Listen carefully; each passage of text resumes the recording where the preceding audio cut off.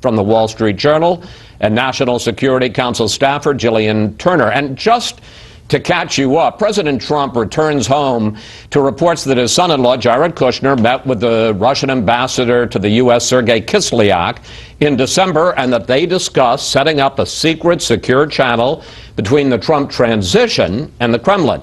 That communications link reportedly to be based in a Russian diplomatic facility.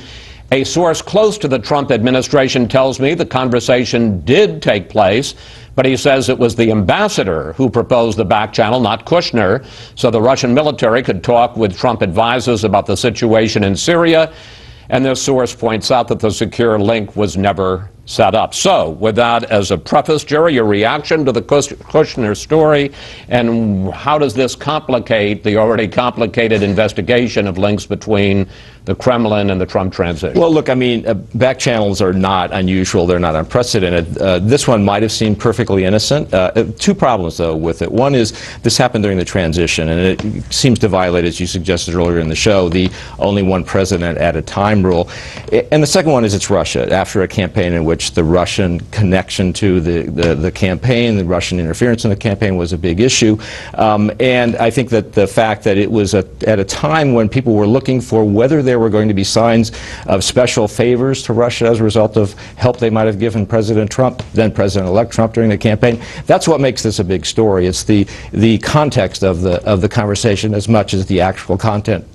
Michael, I want to ask you, one, whether it's a big story, and secondly, about this talk that we're hearing that's just rampant in Washington today about major changes in the White House, that they're going to set up a rapid response operation to deal with all the incoming leaks, that the president has hired at least one criminal defense lawyer and may be in the process of hiring a team, and that his staff is urging the president to let the lawyers vet his tweets. I mean, it really does sound like they're going on a war footing on this. Yeah, I don't know if it's a major story. There's several investigations going on. They probably should be allowed to work their course. It's kind of exhausting reading some of these news stories and trying to figure out what did you read 3 weeks ago that's just being recycled versus what's new. I think it's smart for the administration to try to put this stuff to the side, have a team that looks at these issues and another team that looks at a lot of real policy issues, which are closer to the American people. You have the most conservative, exciting budget that's come out since Reagan. We're going to get to the agenda in the next segment. So I think trying to segment this is what. What do you think of the Kushner story? I mean, at the very least,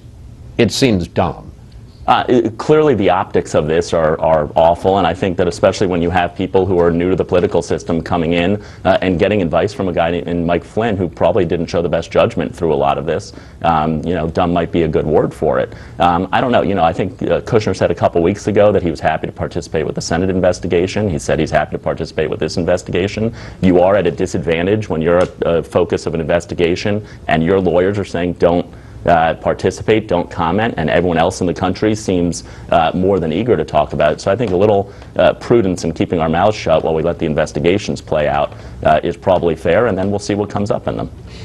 You talked about the fact that there are all these stories, and sometimes it's hard to remember what you heard this week and what you heard the last week. And this gets to the question of leaks. I asked our staff to put together, and let's put it up on the screen, a list of the headlines from just the last 2 weeks. This is just Sunday 2 weeks ago till today. And as you can see, there's been a torrent of disclosures from intelligence and law enforcement officials. Gillian, as somebody who worked in the government, have you ever seen anything like this? And the conservatives talk about a deep state, that there are people embedded in law enforcement and embedded in the intelligence community that are trying to bring this president down. It sure seems like it's true.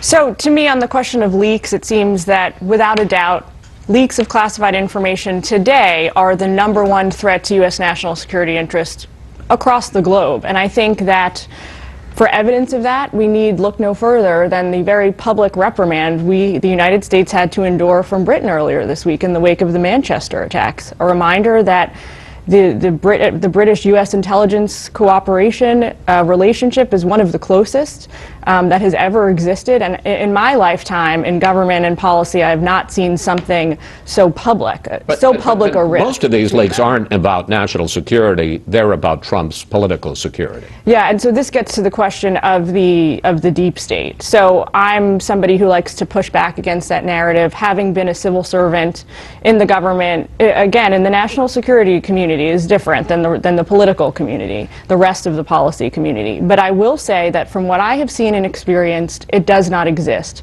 There is not this liberal. How do you explain this? There isn't a liberal core of people. Put it this way, Chris, for a hard fact, more than 50% of the federal workforce today is made up of people that joined the government prior to President Bush's tenure in office. So the idea that these are Obama holdovers is simply not true. It's not the case. I think that when we talk about why individuals leak information, the explanations are as varied as human beings' psychologies. So, for example, a lot of things we're seeing leaked about the president are probably being leaked by his senior staff to hurt one another. That's not unique to the Trump administration. We ask you for questions for the panel, and we got some different reactions on this question of leaks.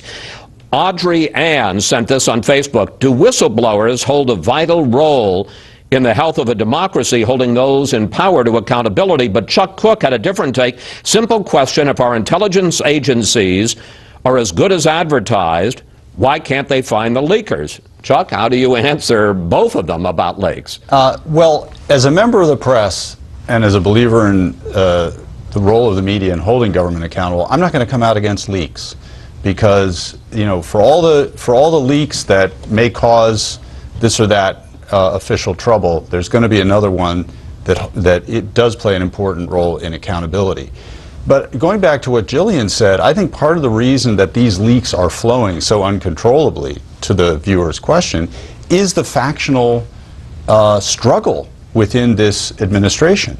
You know, we have this famous dispute between Bannon and Kushner that supposedly was papered over, but I wouldn't be surprised if, you know, those represent two currents, to put it politely, within the White House that are trying to get bad stories out about one another. And this goes to your point about the staff shakeup and so on and so forth.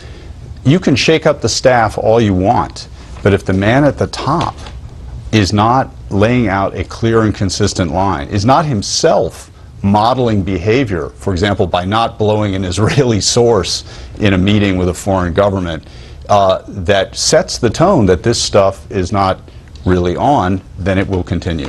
I think your point about the responsibility of the press and how leaks play into it actually requires a responsible press also. That when James Fallows of The Atlantic today puts side by side the Washington Post and the New York Times and how they treat, I think it was three unnamed sources in the White House talking about Jared Kushner and his desire to be here and stay here. This is not an urgent story. This is not something that's getting out there. I don't think you see in the press, the Times and the Washington Post, the way they're playing this, kind of using leakers to try to unearth the truth and taking 2 months like would. All right. This is kind of getting ridiculous. We need to, because we're going to run out of time. Let me simply say, we're just receiving the information. It's people who have